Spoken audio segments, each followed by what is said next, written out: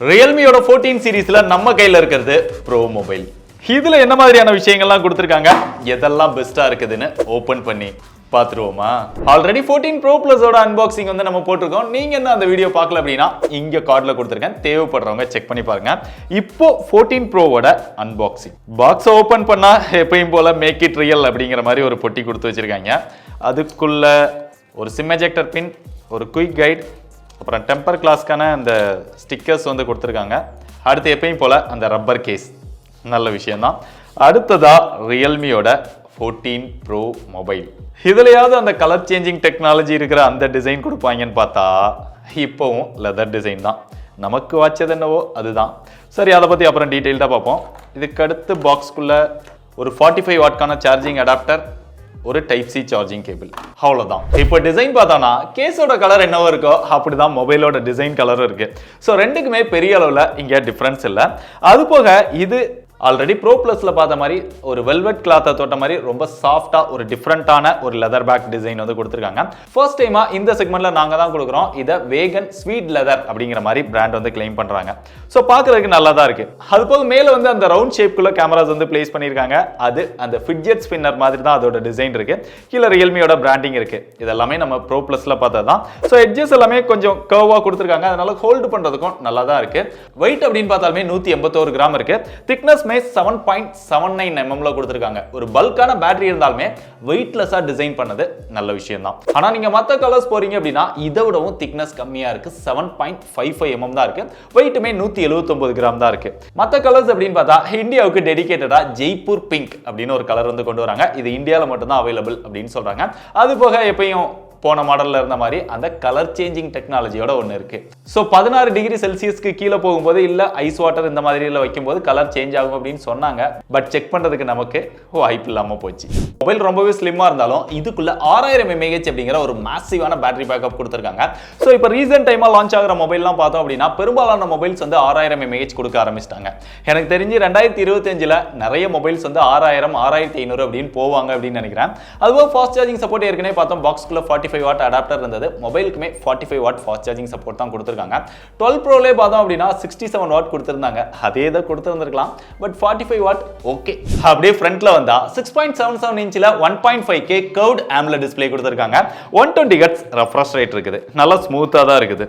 டிஸ்ப்ளேயோட experience அப்படின்னு பார்த்தா இன்டோர்ல videos எல்லாம் பார்க்கும்போது நல்லா ரிச்சா இருக்கு. டீடைலும் நல்லா எடுத்து தருது. கலர்ஸ்மே நல்லா இருக்குது. இன்டோர்ல பார்த்தாலும் சரி, அவுட்டோர்ல பார்த்தாலும் சரி, டைரக்ட் சன்லைட்ல பார்த்தாலுமே நல்ல பிரைட்டரான டிஸ்ப்ளேவா இருக்கு. இங்க பீக் பிரைட்னஸ் 4500 nits கொடுத்திருக்காங்க. அது போக 387 ppi கொடுத்திருக்கிறதுனால நல்ல ரிச்சான ஒரு டிஸ்ப்ளேவா இருக்குது. இத ப்ரோ XDR டிஸ்ப்ளே அப்படிங்கிற மாதிரி பிராண்ட் வந்து கிளைம் பண்ணிக்கிறாங்க. இந்த டிஸ்ப்ளே கர்வ்டு டிஸ்ப்ளே அப்படினாலுமே ரெண்டு சைடு தான் கர்வா இருக்கும். பட் ப்ரோ பிளஸ்ல பாத்தீங்கன்னா குவாட் கர்வ்டு 4 சைடுமே கர்வா கொடுத்திருந்தாங்க. டிஸ்ப்ளேக்கு ப்ரொடெக்ஷனா இங்க கார்னிங் கொரில்லா கிளாஸ் 7i கொடுத்திருக்காங்க. அப்படியே சாஃப்ட்வேர்க்குள்ள போனா Android 15 பேஸ் பண்ண Realme UI 6.0 out of the box கொடுத்துட்டாங்க. லேட்டஸ்ட் வெர்ஷனாவே கொடுத்திருக்காங்க. அதுபோக சாஃப்ட்வேரோட எக்ஸ்பீரியன்ஸும் யூஸ் பண்றதுக்கு நல்லா தான் இருக்கு. இந்த Realme UI 6.0ல எக்கச்சக்கமான நியூ ஃபீச்சர்ஸ் ஆட் பண்ணியிருக்காங்க. அதுல என்ன மாதிரியான விஷயங்கள்லாம் ஆட் பண்ணியிருக்காங்க அப்படிங்கறத பத்தி டீடைல்டான வீடியோ வேணுமா அப்படின்னா கமெண்ட் பண்ணுங்க. நிறைய கமெண்ட் வந்தா அதுக்காகவே ஒரு டெடிகேட்டட் வீடியோ பண்ண முயற்சி பண்றேன். பட் Realme கிட்ட பிடிக்காத விஷயம் என்னன்னா எப்பயும் போல நிறைய தேவையில்லாத ப்ளோட்வேர்ஸ் இருக்குது. பட் ப்ரீவியஸ் ஜெனரேஷனோட இந்த டைம் கொஞ்சம் குறைச்சிருக்காங்க. மற்றபடி ஆட்ஸ் அந்த புஷ் நோட்டிஃபிகேஷன்ஸ் இதெல்லாம் இருக்க தான் செய்யுது.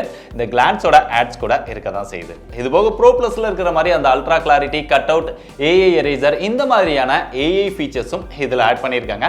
அதை தான் பாக்ஸ்லேயே டாப்ல ஏஐ அப்படின்னு மென்ஷன் பண்ணியிருந்தாங்க. 2025ல ஏஐ அப்படிங்கிற ஒரு வேர்டை யூஸ் பண்ணாம மொபைலே இருக்காது அப்படின்னு தான் நினைக்கிறேன். ஸோ அது போக மொபைலில் பிளேஸ்மெண்ட் அப்படின்னு பார்த்தா டாப்ல secondary noise cancellation mic cover பண்ணியிருக்காங்க. இங்க ஒரு ஸ்பீக்கர் வந்துருது.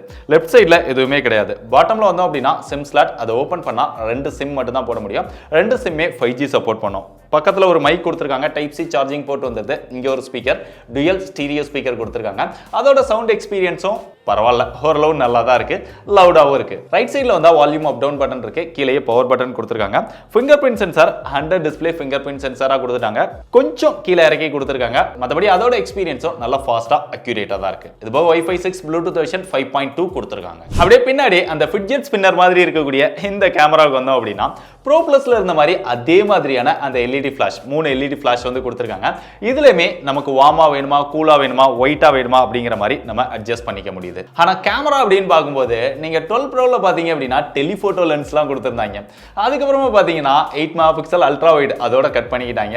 இந்த டைம் பார்த்தா அந்த அல்ட்ரா வைடையுமே தூக்கிட்டாங்க. வெறும் 50 மெகா பிக்சல் கேமரா தான் கேட்டா ப்ரோ மொபைல் அப்படிம்பாங்க. பட் இங்க 50 மெகா பிக்சல்மே Sony IMX882 அப்படிங்கிற ஒரு சென்சார் கொடுத்திருக்காங்க. OIS சப்போர்ட்டோட வருது. செல்ஃபி கேமராக்கு இங்க 16 மெகா பிக்சல் கொடுத்திருக்காங்க. அதுவுமே Sony சென்சார் அப்படிங்கறத பிராண்ட் வந்து கிளைம் பண்றாங்க. பட் என்ன சென்சார் அப்படிங்கறத எக்ஸாக்ட்டா மென்ஷன் பண்ணல.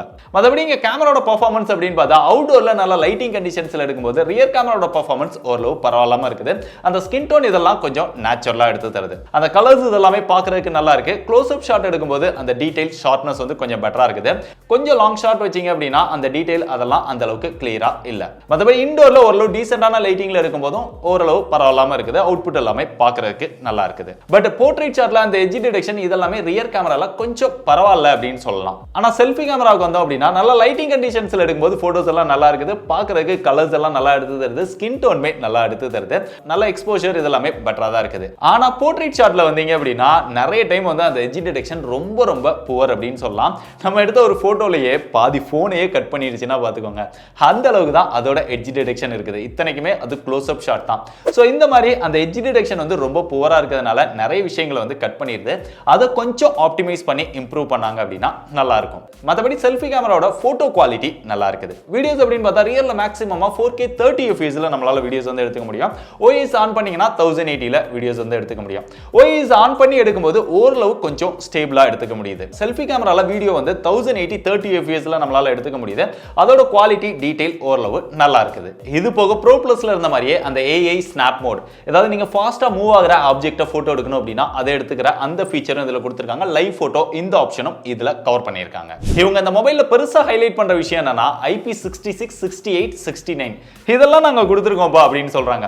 இந்த IP ரேட்டிங் கொடுத்ததனால தான் நிறைய விஷயங்களை வந்து இவங்க காம்ப்ரமைஸ் பண்ணிருக்காங்க அப்படின்னு நினைக்கிறேன். அப் டு 1.5 மீட்டர் வரைக்கும் நீங்க 60 மினிட்ஸ் வரைக்கும் இந்த மொபைலை வாட்டருக்குள்ள யூஸ் பண்ணிக்க முடியும். அது போக நீங்க தண்ணிக்குள்ளேயுமே டச் ஒர்க் ஆகாது அந்த மாதிரியான ப்ராப்ளம் இருந்தது அப்படின்னா அண்டர் வாட்டர் அப்படின்னு ஒரு ஆப்ஷன் கொடுத்திருந்தாங்க. ப்ரோ பிளஸ்லயே நம்ம சொல்லியிருந்தோம். அது இதுலயுமே இருக்குது. ஆனா வாட்டர்னால டேமேஜ் ஆச்சு அப்படின்னா வாரண்டி எல்லாம் கிளைம் பண்ண முடியாது. அதை தெரிஞ்சுக்கிட்டு தண்ணியில யூஸ் பண்ணுங்க. நீங்க நார்மலா புதுசா வச்சிருக்கீங்க அப்படின்னா தண்ணியில யூஸ் பண்ணலாம். பெருசா ப்ராப்ளம் வராது. எங்கேயாவது கீழே போட்டு கிராக் ஆயிடுச்சு அப்படின்னா தண்ணியில போடுறத தவிர்த்துருங்க. ஏன்னா அந்த கிராக் மூலமா உள்ள வாட்டர் போறதுக்கு அதிக சான்சஸ் இருக்கு. இது போக ப்ரோ பிளஸ்க்கு இருந்த மாதிரியே ரக்டு ஸ்மார்ட் போன் அப்படிங்கிறதுக்கான அந்த TUV ரெகன்லேண்ட் சர்டிஃபைடும் வாங்கியிருக்கிறதா சொல்றாங்க.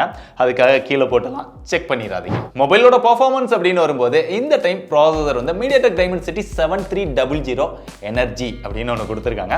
7300க்கும் 7300 எனர்ஜிக்கும் பெரிய டிஃபரன்ஸ் கிடையாது. ஆல்ரெடி நம்ம நிறைய மாடல்ஸ்ல சொல்லியிருக்கோம். ரியல்மி மொபைல்ஸ்லேயே கொடுத்துருந்துருக்காங்க. பட் இதோட பெர்ஃபார்மன்ஸ் அப்படின்னு பார்க்கும்போது நம்ம கேமிங்லாம் ப்ளே பண்ணி பார்த்தோம். நல்லா ஸ்மூத்தாக தான் இருந்தது. ஃப்ரேம் ட்ராப்போ லேகோ இல்லாம ப்ளே பண்ண முடிந்தது. BGMI மேக்ஸிமமா HDRல அல்ட்ரா வரைக்கும் சப்போர்ட் பண்ணுது. இதோட ஆண்ட்ராய்டு ஸ்கோர் அப்படின்னு பார்த்தா பிராண்ட் கிளைம் பண்ற மாதிரி 7 லட்சத்துக்கு மேலேயே வந்தது. பட் த்ரோட்டில் டெஸ்ட் இதெல்லாமே போட்டு பார்த்தோம். இதோட பெர்ஃபார்மன்ஸை 78% வரைக்கும் தான் யூஸ் பண்ணுது.